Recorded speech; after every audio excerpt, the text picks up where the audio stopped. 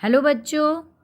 Hello बच्चों, कैसे हैं आप लोग। मैं परमजीत यूनियन पाठशाला में आप लोगों का स्वागत करती हूँ। तो चलिए आज हम फिर से संस्कृत का पाठ पढ़ेंगे, संस्कृत की क्लास करेंगे। मैं आप लोगों के लिए संस्कृत की क्लास लेकर आई हूँ, जिसमें हम आज क्या पढ़ने वाले हैं। तो आज हम पढ़ने वाले हैं सफिक्स, मतलब कत्वा प्रत्यय। ठीक है, शब्द के बाद में जो लगता है। ठीक है, तो चलिए उसे हम देख लेते हैं। पहले हम समझ लेते हैं कि कत्वा प्रत्यय क्या है। तो कत्वा प्रत्यय हिंदी की देखकर, जाकर, खाकर, खेलकर आदि क्रियाओं के लिए संस्कृत में जो धातु के साथ कत्वा प्रत्यय जोड़ा जाता है, जैसे कि कत्वा का त्वा शेष में बसता है, अंत में बसता है, जैसे दृष्टवा यानी देखकर। ठीक है, देखकर को संस्कृत में क्या कहते हैं, दृष्टवा। तो ये ट्वा जो है ये क्या है, ये प्रत्यय है। दृश्य धातु के साथ कत्वा प्रत्यय जोड़ा गया, जैसे दृश्य प्लस कत्वा तो क्या हो गया, दृष्टवा।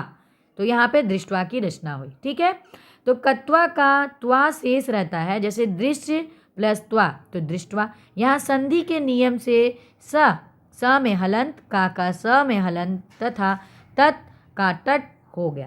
ठीक है, इसी प्रकार गत्वा, श्रुत्वा, पठित्वा, खादित्वा आदि क्रियाएं, बहुत सारी क्रियाएं जो यहाँ पे बन जाती हैं। ठीक है, तो समझ में आ गया बच्चों। प्रत्येक कत्वा प्रत्यय क्या होता है, शब्द के अंत में, शेष में, जो बाद में हम लोग जोड़ते हैं, यानी सफिक्स। ठीक है, तो चलिए पाठ को हम लोग शुरू करते हैं। पाठ क्या है, ये भी सीबीएसई के सिलेबस से मैंने इस पाठ को लिया है आपके लिए। तो चलिए पाठ का नाम जान लेते हैं। पाठ का नाम है दयालु सिद्धार्था। ठीक है, दयालु सिद्धार्था। चलिए अब हम लोग पाठ को पढ़ेंगे, शुरू करते हैं। ठीक है, पूरा काले एक राजा आसीत्, तस्य नाम शुद्धोनः आसीत्। स कौशल देशस्य राजा आसीत्, तस्य एकः पुत्रः आसीत्, यस्य नाम सिद्धार्थ आसीत्। राजकुमारः सिद्धार्थः स्वभावेन दयालु आसीत्। एकदा स उपवनम् आगच्छत्। उपवनं शोभनं मनोहरं च आसीत्। तत्र बहवः खगाः निवसन्ति स्म। ते मधुरं कलरं कुर्वन्ति स्म। अनेकाः राजहंसाः सरोवरे विचरन्ति स्म। तेषु केचन जलेषु, केचन स्थलेषु, केचन च वृक्षेषु क्रीडां कुर्वन्ति स्म। पुष्पेषु भ्रमरा कुज्जन्ति स्म। तो चलिए बच्चों, मैंने आपको एक पैरा कहानी का मैंने आपको एक पैरा पढ़ के बताया। तो चलिए इसका अर्थ मैं आपको हिंदी में समझा देती हूँ कि इसका अर्थ क्या है। कि प्राचीन काल में एक राजा थे, उनका नाम क्या था, शुद्धोधन। ठीक है, वे कौशल देश के राजा थे। कहाँ के राजा थे, कौशल देश के राजा थे। उनका एक पुत्र था। कितने पुत्र थे उनके, एक पुत्र था, जिसका नाम क्या था, राजकुमार सिद्धार्थ। ठीक है, तो राजकुमार सिद्धार्थ जो था वो स्वभाव में कैसा था, दयालु था। ठीक है, एक बार वो बगीचे में गए। ठीक है, बगीचे में गए और बगीचा, वो जो बगीचा था वो बहुत ही सुंदर और बहुत ही मनोहर था। वहाँ बहुत से पक्षी थे। ठीक है, बहुत से पक्षी थे। वे मधुर ध्वनि की आवाज़ निकाल रहे थे। तो वहाँ पे उस सरोवर में बहुत अनेक राजहंस सरोवर में विचरित, मतलब घूम रहे थे, विचरण कर रहे थे। उनमें से कुछ जल में, कुछ भूमि में और कुछ वृक्षों में क्रीड़ा कर रहे थे, मतलब खेल रहे थे। और फूल जो थे वो भौरे, फूलों के ऊपर जो भौरे थे वो पूरी तरह से गुंजित मतलब गूंजते थे। ठीक है, पूरी तरह से गूंज रहे थे। भू भू की आवाज़ में कैसे भौरे गूंजते हैं, उसी तरह से फूलों के ऊपर गूंज रहे थे। ठीक है, उसके बाद चलिए उसके बाद का लाइन को देखते हैं। उपवनम शोभां दृष्ट्वा सिद्धार्थः अतीव प्रसन्न अभवत्। तदैव सहसा एक राजहंसा आकाशात् अपवत्। स बाणेन आहतः आसीत्। सिद्धार्थः सत्वरं तस्य समीपम् आगच्छत्। राजहंसः पीडया करुणयाम् अकृदन्त। हंसं दृष्ट्वा सिद्धार्थस्य हृदयं दयया अद्रत्। सिद्धार्थ तम हंसम सरोवर तटे अनयत तस्य व्रणम निर्मलेन जलेन स्वच्छम आकरोत् तस्य परिचर्या स्नेहनेन च हंस स्वस्थ अभवत।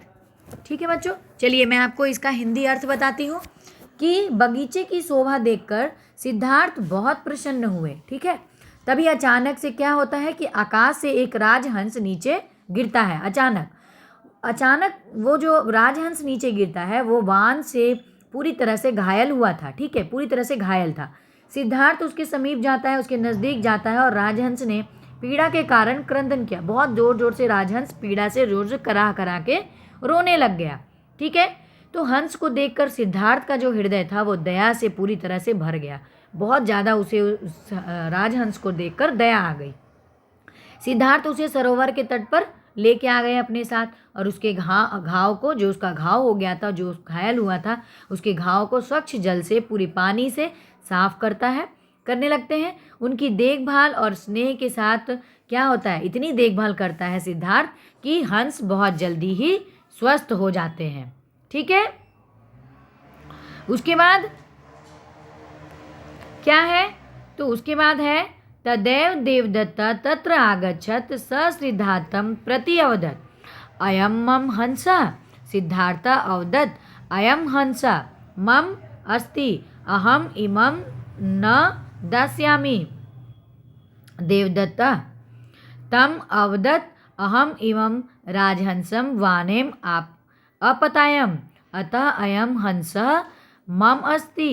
सिद्धार्थ देवदत्तम अवदत् अहम अस्य रक्षणम अकरवम अतः अयम हंस मम अस्ति।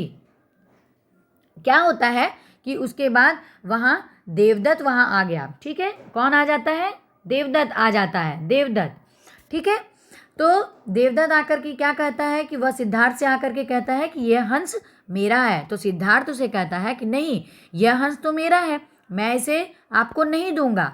तब देवदत्त उसे क्या बोलता है, देवदत्त उसे फिर दोबारा क्या कहता है, देवदत्त कहता है कि मैंने इस राजहंस को अपने वाण से गिराया है, अतः ये राजहंस जो है, इसीलिए ये राजहंस जो है वो मेरा है। तो फिर सिद्धार्थ उसे क्या कहता है, सिद्धार्थ कहता है कि मैंने इसकी रक्षा की है तो ये हंस मेरा हुआ, आपने इसे मारा तो ये हंस आपका कैसे हो सकता है। जो जिसकी रक्षा करता है वो चीज़ उसकी ही होती है। तो हंस की रक्षा मैंने की है तो हंस मेरा है। यहाँ पे सिद्धार्थ और देवदत्त में बहुत दोनों में बातचीत हो रही है, दोनों आपस में बहस करते हैं। वो कहता है हंस मेरा है, वो कहता है हंस मेरा है। ठीक है, उसके बाद क्या होता है, एवं तयो राजकुमारयो विवाद अभवत् त्यो न्यायाधीशस्य समीपम आगच्छताम तत्र स्वं पक्षम अवदताम। न्यायाधीश तयो पक्षम श्रुत्वा निर्णयम अकरोत् रक्षक भक्षकात् प्रसरतः भवति। सिद्धार्थ अस्य रक्षक अतः स हंसम नयतु। तब क्या होता है, उसके बाद क्या होता है कि तब उनमें आपस में बहुत झगड़ा हो जाता है। वे दोनों क्या करते हैं कि न्याय मांगने के लिए एक न्यायाधीश के पास जाते हैं। वहाँ के राजा वहाँ के न्यायाधीश के पास जाते हैं, वहाँ अपना अपना पक्ष वो लोग रखते हैं। ठीक है, जिसे हम लोग जज कहेंगे, न्यायाधीश। उनके पास जाके हम लोग कैसे अपना निर्णय के लिए हम लोग को किसी बात का फैसला कराना होता है तो हम लोग जज के पास जाते हैं। उसी प्रकार सिद्धार्थ और देवदत्त भी जज के पास जाते हैं। वे दोनों अपने अपने पक्षों को बताते हैं। ठीक है, जज उन दोनों के पक्षों को सुनकर निर्णय करता है कि जो क्या कहता है, रक्षक भक्षकात् प्रस्यतः भवति, मतलब रक्षक भक्षक से श्रेष्ठ होता है। सिद्धार्थ अस्य रक्षक अतः स हंसम नयतु। सिद्धार्थ इसके रक्षक है, सिद्धार्थ ने हंस की रक्षा की है, इसीलिए वे हंस को लेके जाएगा। ठीक है, कलांतरे सिद्धार्थ एव गौतम बुद्ध इति नामना प्रसिद्ध अभवत्। बाद में यही सिद्धार्थ गौतम बुद्ध के नाम से हमारे बीच प्रसिद्ध हुए। हम जिस महान व्यक्ति को गौतम बुद्ध के नाम से जानते हैं वो और कोई नहीं, वही राजकुमार सिद्धार्थ थे। ठीक है बच्चों, तो चलिए पाठ यहीं पे समाप्त होता है। पाठ समाप्त हो जाने के बाद हम इसके शब्दार्थ को देख लेते हैं। इसके शब्दार्थ में क्या है कि पुरा काले का मतलब क्या होता है? प्राचीन काल में। तस्य मतलब उसका, यस्य मतलब जिसका, स्वभावेन मतलब स्वभाव से, एकदा मतलब एक बार, आगच्छत मतलब गया, शोभनम मतलब क्या होता है? सुंदर, ब्यूटीफुल, तत्र मतलब वहाँ, बहवः मतलब बहुत से, खगा मतलब पक्षी, निवसन्ति स्म मतलब रहते थे, कुर्वन्ति स्म मतलब करते थे, विचरन्ति स्म मतलब विचरण करते थे, तेषु मतलब उनमें, केचन कुछ, क्रीडाम क्रीड़ा को, भ्रमराः मतलब भौरे, गुजन्ति मतलब गूंजते थे, दृष्ट्वा मतलब देखकर, अतीव मतलब अत्यधिक, प्रसन्न अभवत मतलब प्रसन्न हुआ, आकाशात मतलब आकाश से, अपतत मतलब गिरा, वाणेण मतलब वान के द्वारा, आहत मतलब घायल, स्वत्वरम मतलब शीघ्र, आगच्छत मतलब आया, पीड़ा मतलब पीड़ा से, अक्रदंत मतलब क्रंदन से मतलब रोना, दया मतलब दया से, अद्रवत मतलब द्रवित हो गया, तम मतलब उसको, अनयत मतलब लाया, व्रणयम मतलब घाव, स्वच्छम मतलब साफ, परिचर्या मतलब देखभाल द्वारा, स्वस्थ अभवत मतलब स्वस्थ हो गया, अवदत मतलब बोला, मम मतलब मेरा, न दास्यामी मतलब नहीं दूंगा, रक्षणम अकरवम मतलब रक्षा की है, तयोः मतलब उनमें, विवाद झगड़ा, न्यायाधीशस्य मतलब जज के, स्वयं मतलब अपने, श्रुत्वा मतलब सुनकर, निर्णयम मतलब फैसला, रक्षका मतलब रक्षा करने वाला, भक्षकात मतलब भक्षक से, प्रसतर्य मतलब श्रेष्ठ, और नैतु मतलब ले जाएं। तो बच्चों, शब्दार्थ आपको अच्छी तरह से समझ में आ गया होगा।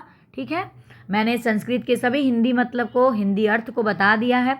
पूरे पाठ को भी मैंने आपको संस्कृत से हिंदी में अनुवाद करके समझाने का प्रयास किया। आशा करती हूँ कि वीडियो आपको बहुत अच्छी लगी होगी, पाठ पूरी तरह से समझ में आ गया होगा। तो अगर आपको वीडियो पसंद आई है, अच्छी लगी है, तो वीडियो को लाइक करना बिल्कुल ना भूलें और कमेंट करना तो बिल्कुल भी ना भूलें। ठीक है, अगर आप वीडियो में नए हैं तो वीडियो को, चैनल को सब्सक्राइब करना बिल्कुल ना भूलें। यूनियन पाठशाला चैनल को जल्दी से जल्दी सब्सक्राइब कर दें। ठीक है, तो आज के पाठ में बच्चों इतना ही। ठीक है, इसके लिए, देखने के लिए, वीडियो को अच्छी तरह से समझने के लिए और सुनने के लिए बहुत बहुत धन्यवाद। बाय बच्चों।